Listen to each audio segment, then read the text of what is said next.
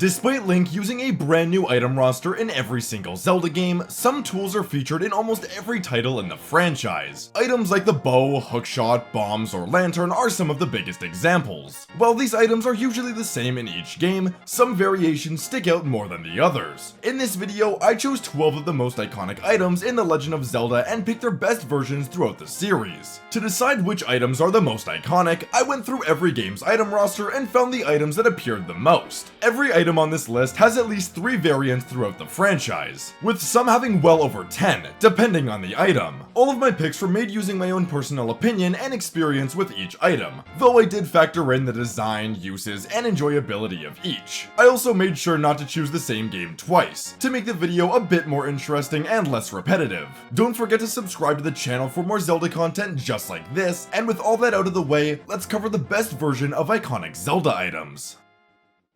I figured we'd start with 2 of the more boring items in the video, since I really don't have much to say about them and getting them out of the way earlier seems like the better choice. The lamp is the first item I want to talk about. The lamp, or lantern as it's called in some games, is usually found very early on. It's a simple item that allows the player to illuminate an area or light torches. This item can be found in 4 different Zelda games, and most of their takes are basically the same. Out of these options, I chose Twilight Princess's lantern to be the most interesting. Like I just mentioned, this item is able to illuminate dark areas, burn cobwebs or other obstacles, and light torches. The lantern is one of the first items you'll receive in the game, and it actually has some decent uses throughout the Faron Woods segment of the intro. Unfortunately, it does lose a lot of its usefulness after a certain point in the game. The reason why I chose this lamp over the others is how I actually kinda like the oil system, which is unique to Twilight Princess. While constantly needing to refill your lamp oil can get kind of annoying, it does make the item a bit more interesting compared to the others. I also appreciate how Link can wear it around his belt, allowing the player to use other items while still providing light. Overall, a really boring item compared to the rest of the list, but an iconic one nonetheless.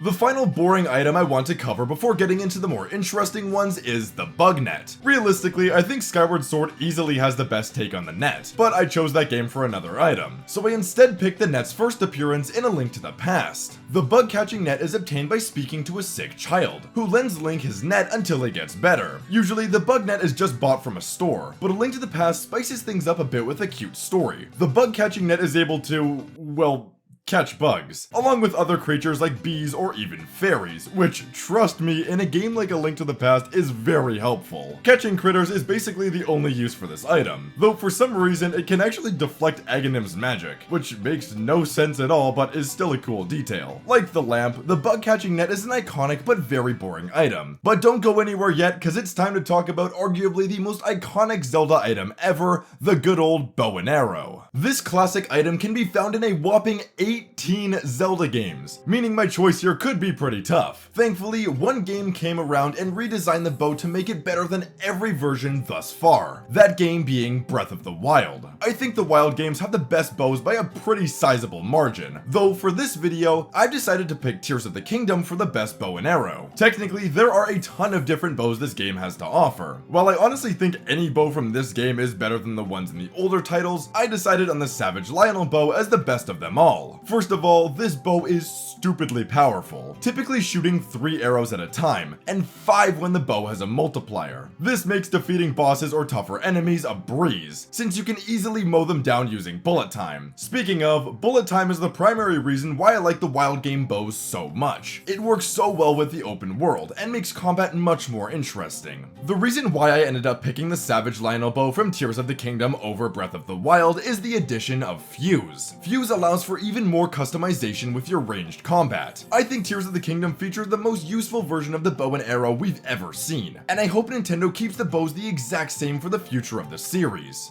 Despite being explosives the size of Link's head that can conveniently fit in his pocket, bombs really aren't that interesting. They basically act the exact same in every appearance, being explosives that can blow up certain rocks or walls. While the item is fun to use, it's still kinda simple. That is until we get to the remote bombs from Breath of the Wild. Ironically, I said the remote bombs from the Minish Cap were one of my least favorite items ever, though these special types of bombs work much better in an open 3D world. The remote bombs are very useful throughout basically basically the entirety of your playthrough. Whether it be solving puzzles or blasting enemies, these bombs can do it all. I also really like the sound effects that plays when you detonate the bombs, which totally adds to its enjoyability. It's also very helpful that these bombs are infinite, working on a timer instead of individual bombs. While bombs are usually very similar in every Zelda game, the remote bombs from Breath of the Wild stand out as the best take on this iconic item, for its added power, convenience, and overall satisfaction to use. Let's step away from the Wild Era games and talk about a fan favorite item, the Hookshot. Surprisingly, the Hookshot only appears in 6 different Zelda games, and 8 counting the Glawshot, which I am.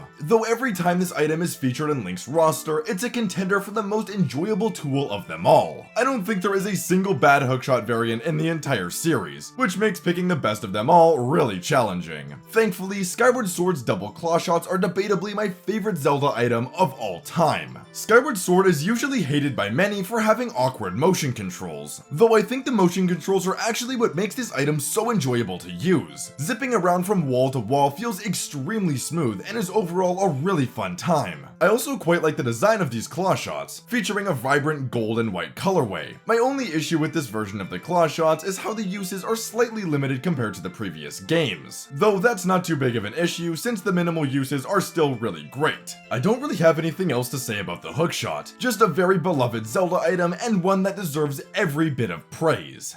Hating on Phantom Hourglass has become a regular thing on my channel. While I think the game is extremely flawed, they absolutely nailed the hammer. Get it? No. One of my biggest issues with the DS games has always been the awkward touch controls, though ironically I think that's actually what makes this version of the hammer so great. It feels so satisfying to whack enemies or obstacles with your comically large hammer by just clicking the screen. Using this hammer makes you feel powerful, which is exactly what the item should feel like. It's also featured in my favorite boss fight in the game, Eox, which is a blast for all the reasons I just mentioned. I also considered Wind Waker's Skull Hammer for this list, though I think Phantom Hourglass beats it out by just a bit. It's also very rare for me to give praise to the DS games, so I'll take any opportunity I can. Oh, and speaking of Wind Waker, I think it features the best Boomerang in the series. First of all, I just want to give a bit more praise to the DS games, which did a great job at representing this item as well. Drawing the Boomerang path on your touchscreen is a lot of fun, though it can get a bit messy if you're in a rush, which is why I prefer Wind Waker's take on the item. The main difference with this Boomerang compared to the others is how it's able to quickly lock onto 5 different targets at once. This mechanic feels unbelievably smooth, and that, paired with the great sound effects, makes this item very satisfying to use. Unlike other Boomerangs, Wind Waker's feels very helpful throughout the entire game, whether it be in combat against a boss like Puppet Ganon or Calais Deimos, or in a puzzle on some random island. While the Boomerang may be a very simple item at its core, it's actually one of the most interesting to use, and Wind Waker's take on this iconic item stands above the rest.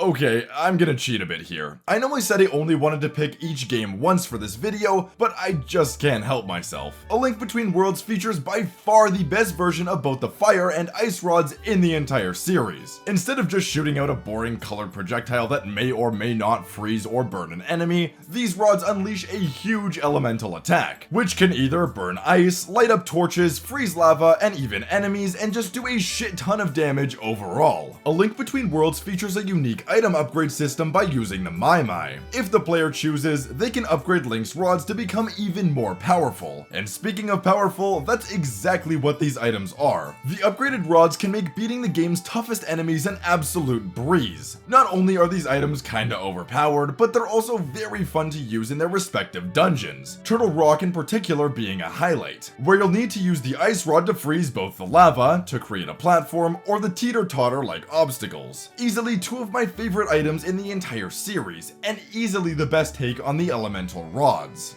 When you think of the many iconic recurring Zelda items, many people will automatically jump to the bow, bombs, or hookshot, though there is an item, or I guess name, that a lot of people don't immediately think of, those being the very fun rocks items. The rocks items are only found in the 2D Zelda games, and for good reason. The use of these items is giving Link the ability to jump, which sounds extremely simple, but trust me, it's a lot of fun to use. While the Rock's Feather is fun and has appeared in a few games, the Rock's Cape from the Minish Cap will always be the clear choice. Not only does the Rock's Cape allow Link to jump, it lets him temporarily fly. I don't think I need to explain why this is awesome. Flying from platform to platform in the Palace of Winds is an absolute blast, and it's even fun to just hop around the overworld. Despite being a very late game item, the Rock's Cape still has a lot of great uses near the end of the game, making it without a doubt the best Rocks item in the franchise. Alright guys, it's finally time to talk about the item you've all been waiting for. I know a lot of you were thrilled to hear me talk about the most interesting item on the list, Link's boots. For this item, I decided literally any item with the word boot in it would count. For example, the Iron, Hover, or Pegasus boots. Though out of the many boots Link has strapped up during his adventures, none of them are better than the Pegasus boots, specifically from Link's Awakening. Unlike the Rock's Cape, the Pegasus boots are obtained very early on, being the main item of the game's third dungeon, Key Cavern. Obviously, this makes the item 1,000 times more useful, since you'll literally be using this item constantly throughout your entire playthrough. The overall quality of life improvements that this item brings makes it easily one of the most helpful items in the entire series. Oh yeah, and the sound of Link running on the Switch remake is so unbelievably satisfying.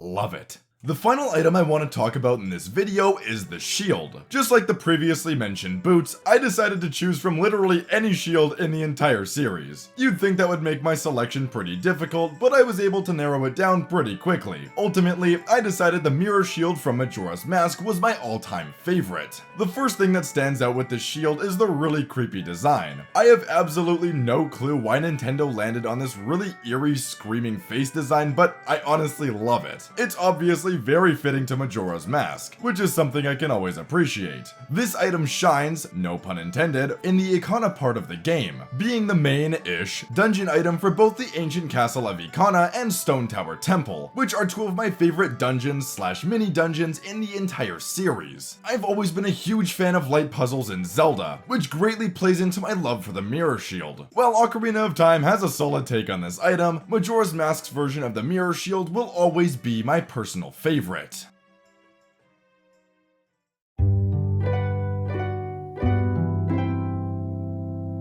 Thank you all so much for watching the video. If you enjoyed it, be sure to leave a like and subscribe to the channel for more Zelda content just like this. I apologize if I haven't been uploading as frequently. I've had a lot of stuff come up in my personal life that has greatly hindered my video progress. Though I thank you all for sticking with me. Thank you all for the continued support of my channel. It means so much to see you all loving the videos so much. Thanks again for watching, and I'll see you all in the next one.